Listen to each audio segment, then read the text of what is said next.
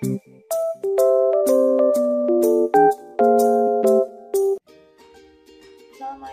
warahmatullahi wabarakatuh. Halo semuanya, perkenalkan nama saya Mela Cantika. Saya dari Prodi Sarjana Terapan Keperawatan dan Profesi Nurse Poltekkes Kemenkes Bengkulu.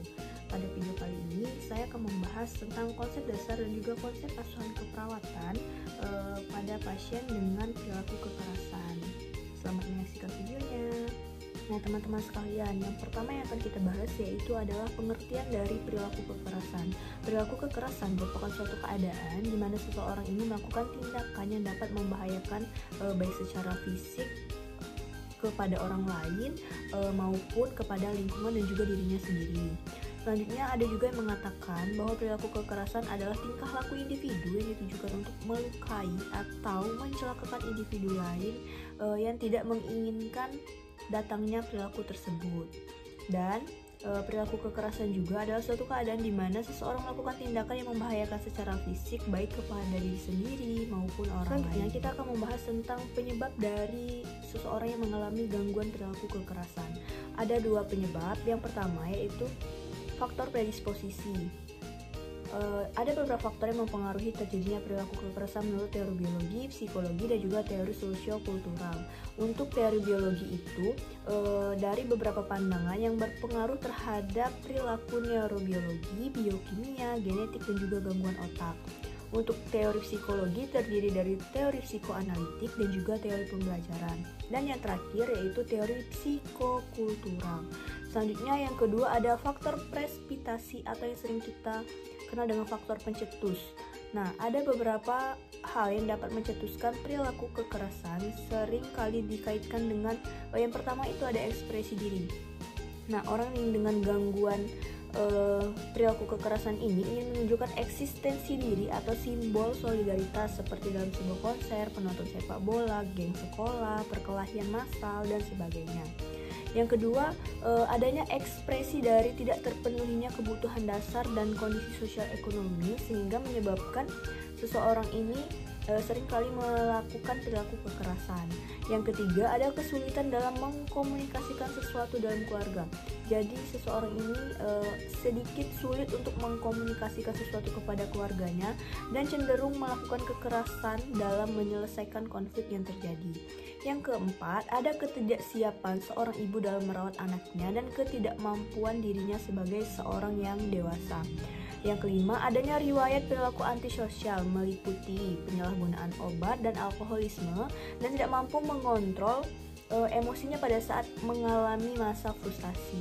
Dan yang terakhir, ada kematian anggota keluarga, kehilangan pekerjaan, dan ini mengakibatkan seseorang ini tidak dapat mengendalikan dirinya dan akhirnya melakukan perilaku kekerasan. Baiklah, selanjutnya kita akan membahas tentang apa sih tanda dan gejala ketika seseorang ini mengalami gangguan perilaku kekerasan. Menurut Yosep tahun 2019 mengemukakan bahwa tanda dan gejala perilaku kekerasan fisik adalah sebagai berikut.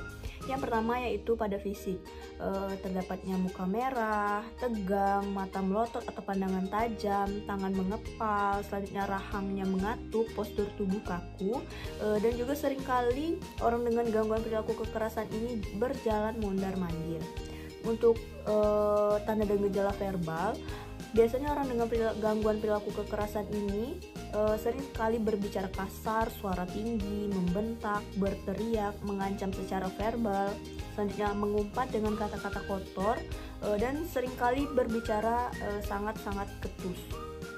Dan yang ketiga, tanda gejala yang dilihat dari perilaku, terkadang orang dengan perilaku kekerasan ini seringkali melempar atau memukul orang lain dengan benda, menyerang orang lain, melukai diri sendiri ataupun orang lain, merusak lingkungan, sering mengamuk dan juga agresif, serta yang terakhir itu seringkali emosi. Baiklah, selanjutnya kita akan membahas tentang konsep dari asuhan keperawatan pada pasien dengan gangguan perilaku kekerasan.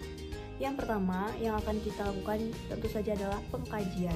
Untuk pengkajian orang dengan gangguan perilaku kekerasan ini berfokus pada yang pertama itu ada aspek biologis, seperti mengkaji respon fisiologis timbul karena kegiatan sistem saraf otonom yang bereaksi terhadap sekresi epinefrin sehingga tekanan darah meningkat. Jadi bisa kita lihat nanti tanda gejalanya itu seperti adanya takikardi, muka merah, pupil melebar, dan pengeluaran sekresi meningkat. Selanjutnya yang kedua, dilihat dari atau dikaji dari aspek emosional. Individu yang marah atau merasa tidak nyaman ini seringkali ingin memukul orang lain, mengamuk, dan juga menyalahkan dan selalu menuntut. Yang ketiga, kita akan melakukan pengajaran pada aspek intelektual, yaitu sebagian besar pengalaman hidup individu didapatkan melalui proses intelektual. Jadi peran pasca indera ini sangat penting untuk beradaptasi dengan lingkungan yang selanjutnya diolah dalam proses intelektual. Yang keempat, ada aspek sosial. Kita harus mengkaji meliputi bagaimana sih orang ini berinteraksi, berbudaya, selanjutnya berhubungan dengan tetangganya. Dan yang kelima, ada aspek spiritual. Kita harus mengkaji bagaimana kepercayaan atau nilai moral yang mempengaruhi hubungan individu yang mengalami gangguan perilaku kekerasan ini. Selanjutnya, kita juga harus mengkaji pada aspek fisik, terdiri dari muka yang memerah, apakah pasien ini sering berkeringat ataupun mengepalkan tangan. Selanjutnya dari aspek emosinya kita lihat apakah dia ini pernah mengalami dendam, jengkel, dan untuk aspek sosialnya ini kita lihat apakah pasien ini menarik diri atau pernah trauma pada masa lalunya. Selanjutnya kita akan membahas apa sih diagnosa keperawatan yang mungkin akan kita dapatkan atau yang bisa kita tegakkan pada pasien dengan gangguan perilaku kekerasan. Yang pertama yaitu resiko mencederai diri sendiri, orang lain, lingkungan berhubungan dengan perilaku kekerasan.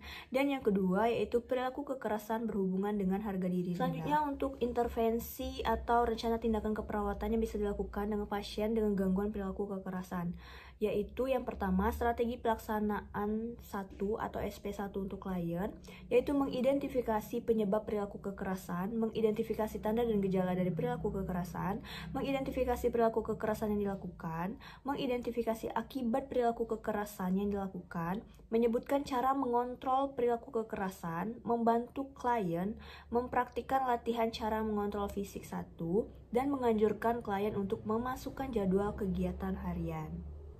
Selanjutnya ada strategi pelaksanaan 2 atau SP2 yang terdiri dari mengevaluasi jadwal kegiatan harian klien, melatih klien mengontrol perilaku kekerasan dengan cara fisik 2, selanjutnya menganjurkan klien memasukkan dalam jadwal kegiatan harian. Untuk strategi pelaksanaan 3 atau SP3, yang pertama itu mengevaluasi jadwal kegiatan harian klien, melatih klien mengontrol perilaku kekerasan dengan cara verbal atau dengan cara mengungkapkan kata-kata. Selanjutnya menganjurkan klien memasukkan jadwal dalam kegiatan harian. Selanjutnya untuk intervensi yang keempat yaitu ada strategi pelaksanaan 4 atau SP4. Yang pertama mengevaluasi jadwal kegiatan harian klien. Yang kedua melatih klien mengontrol perilaku kekerasan dengan cara spiritual. Yang ketiga menganjurkan klien memasukkan dalam jadwal kegiatan harian. Dan yang terakhir untuk intervensi pelaksanaan SP5 yaitu mengevaluasi jadwal kegiatan harian klien, melatih klien mengontrol perilaku kekerasan dengan cara minum obat, dan yang terakhir menganjurkan klien memasukkan dalam jadwal kegiatan harian. Itulah tadi penyampaian materi singkat dari saya tentang konsep dasar dan juga konsep asuhan keperawatan pada pasien dengan gangguan perilaku kekerasan. Semoga ilmunya bermanfaat. Saya akhiri, wassalamualaikum warahmatullahi wabarakatuh. Dadah.